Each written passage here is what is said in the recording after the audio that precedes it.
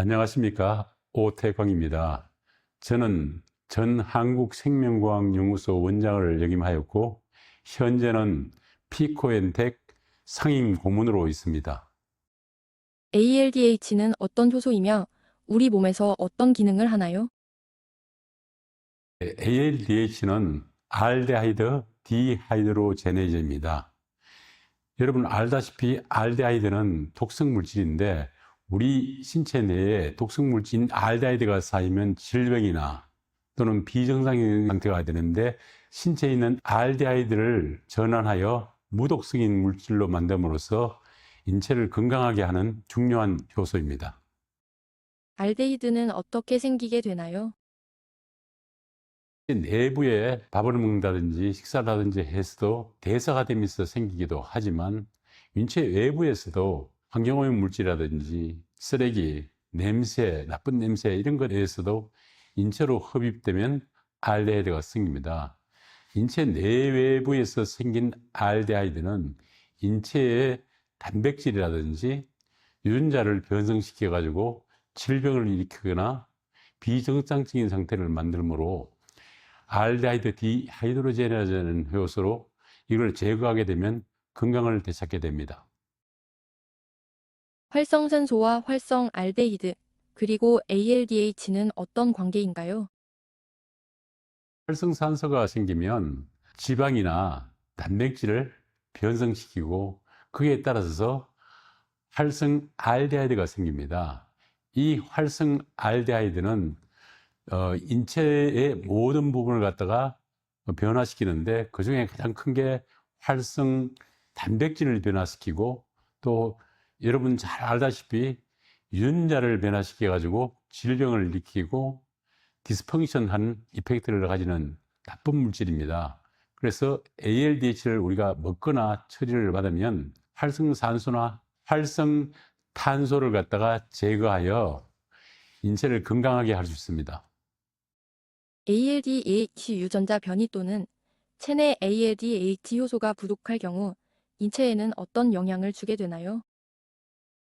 ALDH가 뮤테이션 되는 거는 우리가 부모님들한테 유전자를 받게 되는데 그 유전자 중에서 487번에 있는 아미노산이 글루타믹 애시드가 라이신으로 바뀌게 되면 단백질 전체가 구조가 찌그러집니다. 이 찌그러지면 활동을 못하게 되지 않습니까? ALDH가 활동 못하게 되면 독성 물질을 분해 못하기 때문에 인체가 병이 걸리거나 이상 현상이 일어나게 됩니다. 안녕하세요. 주식회사 피코인텍 대표이사 권웅택입니다. ALDH 관련한 해외 연구 동향과 글로벌 개발 현황은 어떻게 되나요? ALDH에 관련된 연구는요, 1950년도부터 지금까지 수천 편의 논문들이 발표가 되고 있고, 재밌는 건 1950년도부터 2000년도까지는 주로 술 분해하는, 간에서 술을 해독하는 그런 관련 논문들이 있어요. 근데 2000년 이후부터는 우리가 알고 있는 나이가 들면서 생기는 다양한 질병들, 뭐 치매, 파킨슨, 암, 기타 등등 많은 질병에 관련된 논문들 위주로 발표가 되고 있고요. 최근에 많이 알려져 있지는 않지만, 건강기능식품의 원료들을 우리가 주로 이용할 때 항산화제라는 말들을 써요. 그런데 항산화제를 개발한 거는 한 100년 전에 개발을 했고요.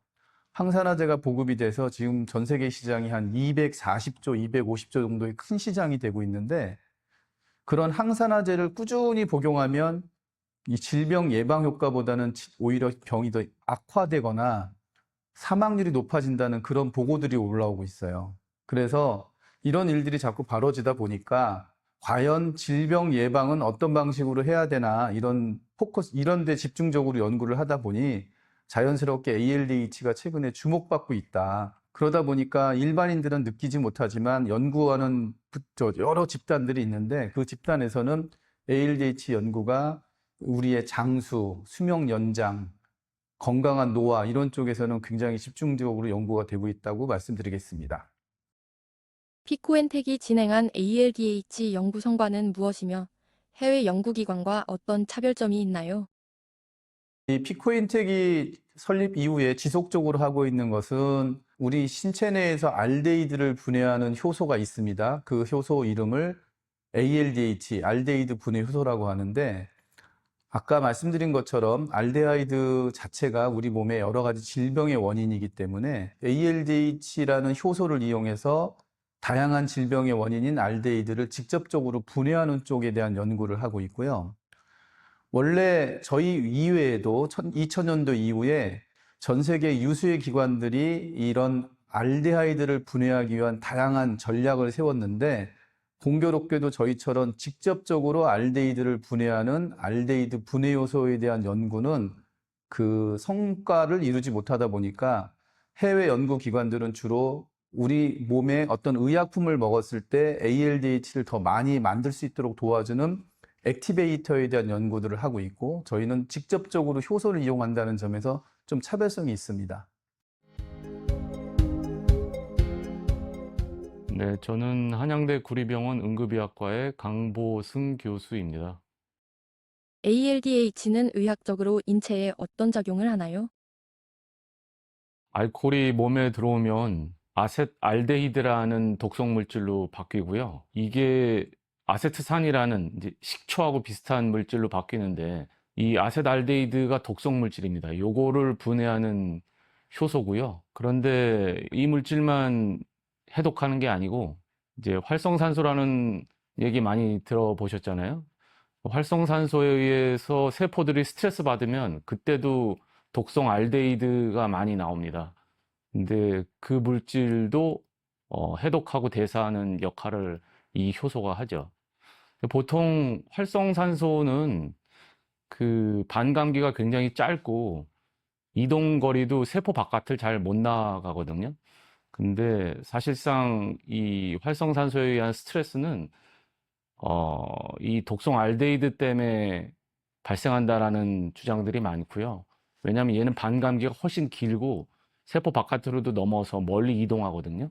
그래서 이 활성산소 관련된 스트레스에 대한 몸의 그 방어와 관련돼서 굉장히 중요한 효소라고 할 수 있겠습니다.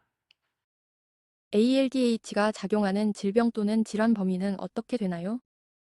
그거하고 관련돼서 제일 많이 연구한 분들이 스탠포드 의대의 시스템 바이올로지 이쪽 파트의 연구자들인데, 그분들 발표에 의하면 크게 한 8개 파트에서 그 질병과 인과관계가 있는 것 같은데요.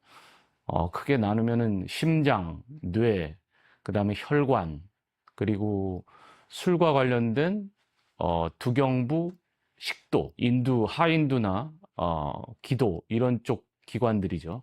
그리고 피부, 그리고 노화, 그다음에 내분비 기관 이렇게 8개로 나눌 수 있는데, 구체적인 질병들 이름을 좀 말씀드린다면 심장 관련돼서는 이제 관상동맥 질환들, 흔히 얘기하는 협심증, 심근경색, 심부전 이런 것들이 인과관계가 있고요.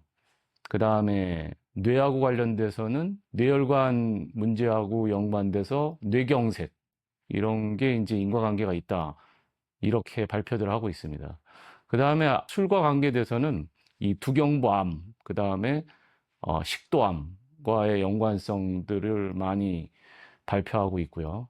그다음에 피부하고 관련돼서는 방사선 노출에 의한 피부염, 그다음에 노화하고 관련돼서는 미토콘드리아 기능 장애하고 관련돼서 많이 인과관계가 있다. 이렇게들 보고 있습니다.